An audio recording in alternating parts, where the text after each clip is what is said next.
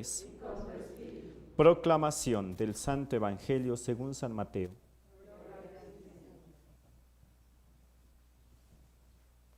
En aquel tiempo Jesús subió de nuevo a la barca, pasó a la otra orilla del lago y llegó a Cafarnaúm, su ciudad.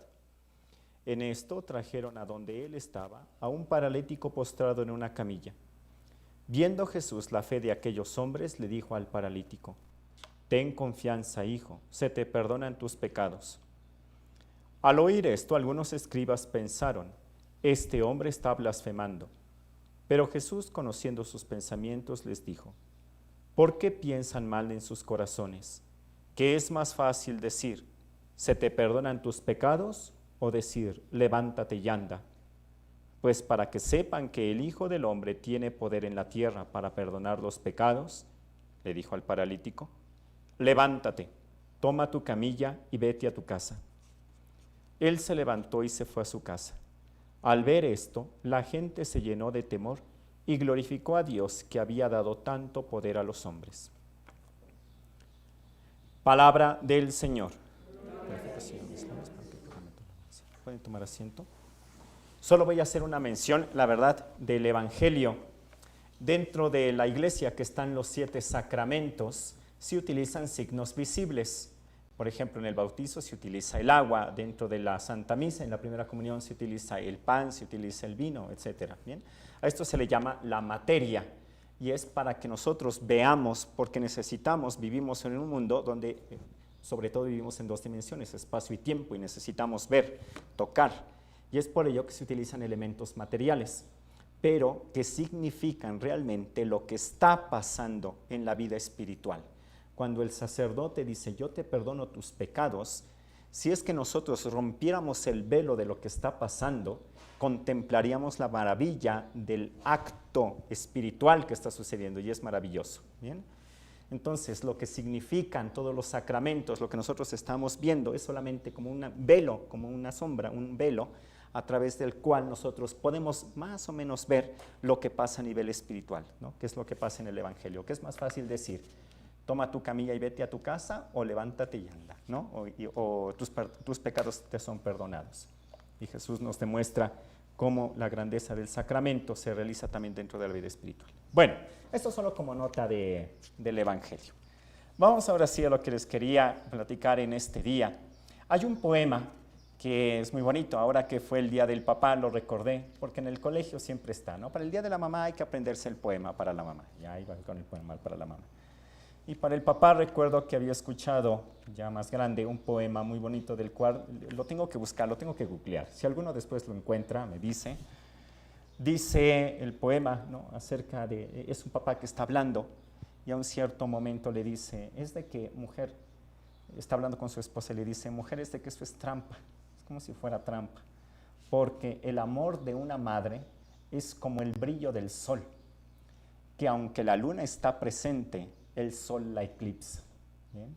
Es tan grande que queda eclipsado, pero es tan real también ese brillo de la luna, como es tan real el amor de un padre. Cuando Jesús subió el monte Calvario, llevando la cruz a cuestas, él se dio cuenta que iba caminando solo, y pues cargando la cruz, que él sabía también que iba a ser el instrumento en el cual iba a ser sacrificado para la salvación de todos nosotros. Sí lo iba acompañando desde lejos la Santísima Virgen María, pero cuando nosotros también estamos entre enfermos, que tenemos una dificultad, tenemos un problema, como que queremos estar acompañados, necesitamos a alguien, y Jesús también lo necesitó.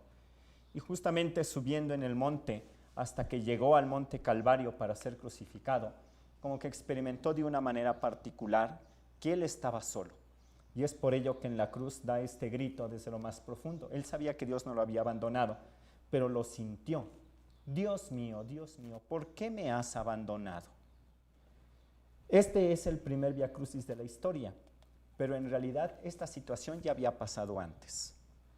Cuando escuchamos ahorita la primera lectura, muchos padres de la iglesia lo toman como una prefiguración. ¿Qué quiere decir? Es como una sombra de lo que iba a pasar.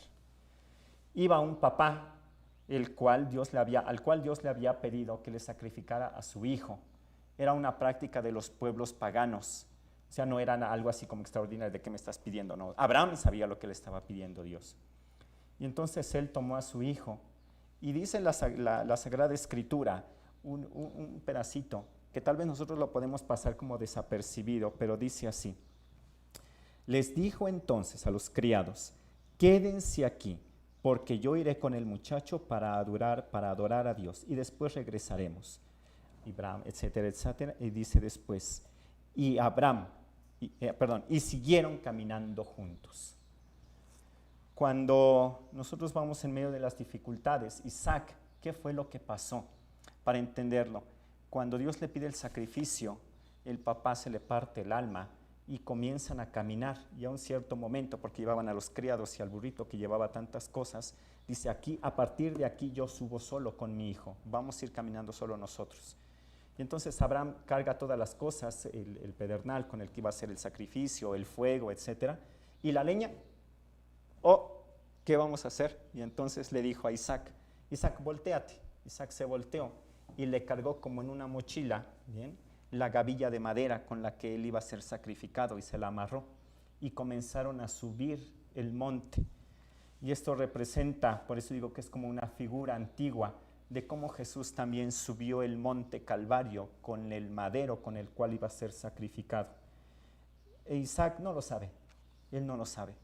Pero, y eso es lo interesante, lo bonito del texto, que nunca se encontró solo, que siempre el papá lo acompañó, su papá con un gran amor a Dios, con un gran amor a su hijo, sabía que la muerte no iba a tener la última palabra, y fueron caminando juntos.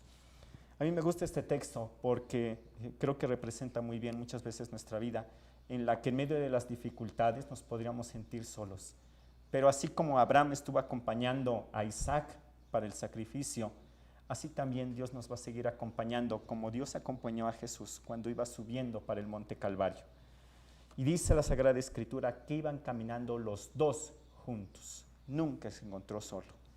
Así que en este día que nosotros recordamos este texto tan bonito de Abraham y de Isaac, pues recordar que nosotros no vamos a ir solos, vamos a ir acompañados por ese Dios. ¿Qué fue lo que pasó? Y conocemos el texto. Justo cuando Abraham iba a dar el golpe para sacrificar a Isaac, Dios se le presentó y le dijo: Abraham, no le hagas daño a tu niño, no le hagas daño al niño. Sé que amas a Dios y lo has demostrado, y por eso yo te juro que vas a ser grande entre las naciones, vas a ser el padre de muchas generaciones, porque has creído. Vamos a pedir en este día a nuestro Señor que nos conceda esta gracia, la gracia de seguir confiando, sabiendo que no vamos solos. Que así sea.